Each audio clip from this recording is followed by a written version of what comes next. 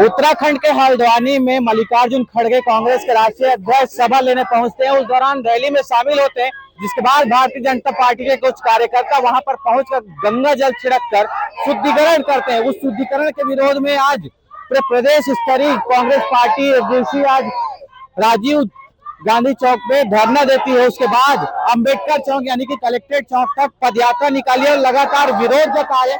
आप देख सकते हैं कि जितने भी कांग्रेस पार्टी के महिला कार्यकर्ता है वो यहाँ पर मौजूद है और सामने में चलते हुए इनके द्वारा विरोध जताया जा रहा है। सीधा चर्चा करते हैं कुछ लोगों से। मैडम, शुद्धिकरण किया गया है, शुद्धिकरण करते हुए विरोध जताया गया है भाजपा द्वारा, उसका विरोध कर रहे हैं, आप क्या कुछ कहेंगे इससे? देखिए, भाजपा पार्टी ये जो उन्होंने हरकत की है, बहुत दलितों के सम्मान में बहुत नीची हरकत की गई है। आज सिर्फ कांग्रेस पार्टी की वजह से लोग आगे आए थे, लेकिन भाजपा पार्टी जब से आई है तब से लोगों में ऊंच नीच धर्म का अपना काम तो नहीं दिखा रहे हैं, लेकिन वो लोग खाली छुआछूत मान के धर्म में लड़ाई लड़ा के देश को बर्बाद करने में तुले हुए हैं। और ये हरकत हम बिल्कुल बर्दाश्त नहीं करेंगे। कांग्रेस पार्टी हमेशा एकता के साथ रहेगी। भाजपा की नीति जो आज जो चल रही है कि वो काम तो नहीं कर रही है, लेकिन धर्म पे और दलित लोगों पे उनका दिल दुखा रही है और भेदभाव कर रही है। ये भेदभाव जनता पार्टी नहीं सहेगी। हम सबको मिलकर एक होकर उसके साथ लड़ना हो।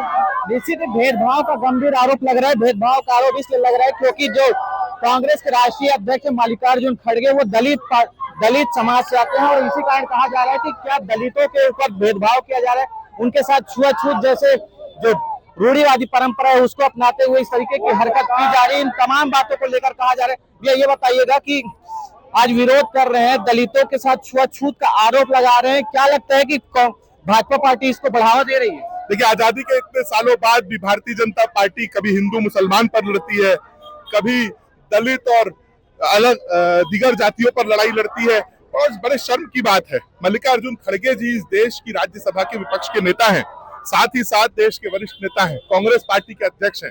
उनकी कोई रैली होती है, उसके बाद मंच का शुद्धिकरण करना अपने आप में इनकी घृणित मानसिकता को दिखाता है, इनकी गिरी हुई मानसिकता को दिखाता है, जिसके विरोध में कांग्रेस पार्टी आज ये मार्च आयोजित की है। भूपेश बघेल जी के नेतृत्व में हम सब अपना विरोध दर्ज करने के लिए सड़कों पर उतरे हैं। निश्चित ही भूपेश बघेल जी के नेतृत्व में ये पूरा प्रदर्शन किया जा रहा है। आप देख सकते हैं कि भूपेश बघेल जी आ रहे हैं, उनके साथ में तमाम पार्टी के कार्यकर्ता।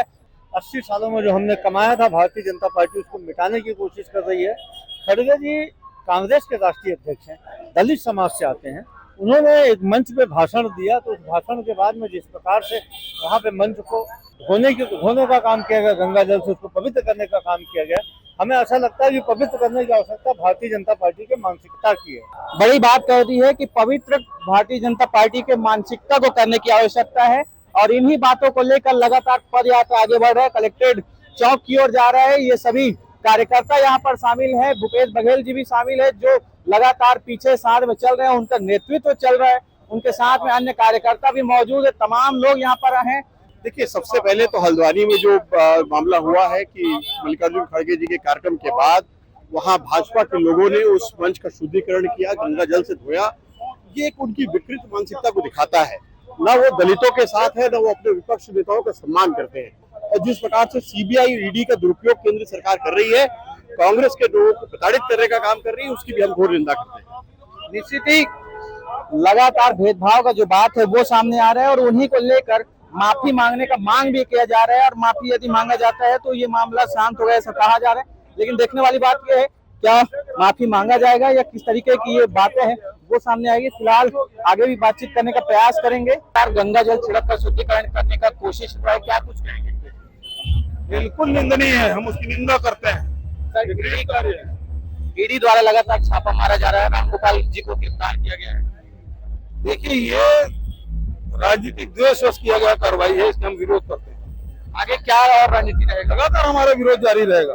निश्चित लगातार विरोध जारी रहेगा ऐसा कहा जा रहा है और तमाम जो कार्यकर्ता है उनको आप देख सकते हैं कि जो पद यात्रा है वो लगातार कलेक्ट्रेट की ओर आगे बढ़ रहा है और उसको अपनी मांगों को रखने का प्रयास किया जा रहा है। मूल रूप से यही कहा जा रहा है कि जो भाजपा के कार्यकर्ता है, भाजपा के जो राष्ट्रीय अध्यक्ष है, उन्हें सामने आकर माफी मांगना चाहिए। माफी मांगा जाएगा, उसको लेकर बात प्रमुखता से रखी जा रही है। क्या देखने वाली बात यही है कि जो भाजपा के कार्यकर्ता है वो इन सब मुद्दों को लेकर माफी मांगने को तैयार होते हैं, या इस तरीके का जो आरोप प्रत्यारोप है वो लगातार चलता रहेगा और कार्यकर्ता एक दूसरे को विरोध करते हुए सड़कों पर उतरते रहेंगे। फिलहाल इस पूरी खबर पर आपकी क्या राय है, कमेंट जरूर करिएगा और बने रहिए सीजी भास्कर के साथ। ईडी द्वारा गिरफ्तारी के विरोध में जिला कांग्रेस कमेटी शहर और ग्रामीण के द्वारा आज धरने का तीसरा दिन कि जबरदस्ती कांग्रेस पार्टी बदनाम करने के लिए, रामगोपाल अग्रवाल को परेशान करने के लिए, प्रताड़ित करने के लिए ये गिरफ्तारी हुई है। इसके खिलाफ में हम लोग धरना दिए हैं। ये ईडी आईटी से हम डरने वाले नहीं हैं। हम तो इनसे आग्रह करते हैं, जो अफीम के व्यापारी हैं, 5 लोग पकड़े गए हैं, 5 जगह पकड़े गए हैं, उनके घर ईडी कब जाएगी? हम इनसे पूछना चाहते हैं कि ओवर रेट शराब बिक रहा है सभी दुकानों में, वहाँ ईडी कब वहाँ दस्तक देगी? और जो देश भर में जो श्रद्धालुओं ने शिला पूजन से लेकर आज तक जितना पैसा दिया अयोध्या मंदिर में जाके जिन्होंने चढ़ाया वो सब पैसा चोरी हो गया है। ईडी कब जाएगी, कब जांच करेगी? आप यहाँ छत्तीसगढ़ में सबको डराने धमकाने में लगे हैं और देश के लोगों के आस्था के साथ खिलवाड़ हुआ है, धन की चोरी हुई है। वहाँ आप कब जाएंगे? आप कब जाएंगे? ये एनईटी के जो डीजी हैं और चेयरमैन हैं, और पेपर लीक हुआ है। पेपर लीक मतलब पैसा में बेचा गया है, मनी लॉन्ड्रिंग हुआ है। तो इसमें कब आप जांच करने जाएंगे, ये अब बताएं। यहाँ बच्चों ने भी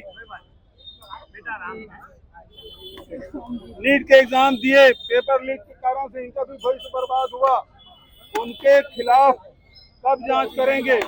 और जो ये सरकार कहती है जीरो टॉलरेंस, विष्णुदेव साहब कहता हूँ, जो नेट एनईटी के जो डीजी है सुबोध सिंह 2024 में रहा है, तो सीबीआई एनटीए के डीजी जो सुबोध सिंह रहा है, सीबीआई जांच चल रही है उसके। सीबीआई कब उसे पूछताछ करेगी? और ऐसे व्यक्ति को आप अपने प्रिंसिपल सेक्रेटरी बना के कैसे रखे हैं?